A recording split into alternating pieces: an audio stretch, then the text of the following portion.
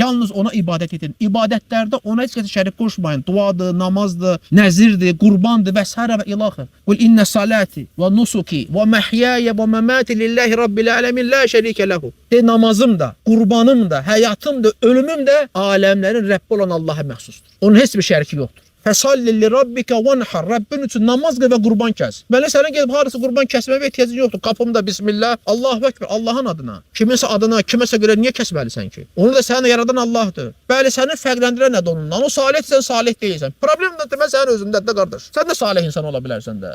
Allah ağıl verib, göz verib oxuya bilirsən, verib. Sən də oxu, əməl elə, sən də salih ol. Onu ki Allah Teala hər birimizə Peyğəmbər olsun, salih insan olsun, hamımız bəşərik. Bəli, fərqləndirən şeylər var. Onlar üstün insanlardır. Üstün olmaqlarına səbəb qəlblərinin təmiz olmasıdır. Sənin də qəlbin təmiz olsa, sən də üstün olarsan. Sən də salih olarsan. Allah səni də sevər. Qəlbi təmizləmək, qəlbin islahı ilə məşğul olmaq lazım.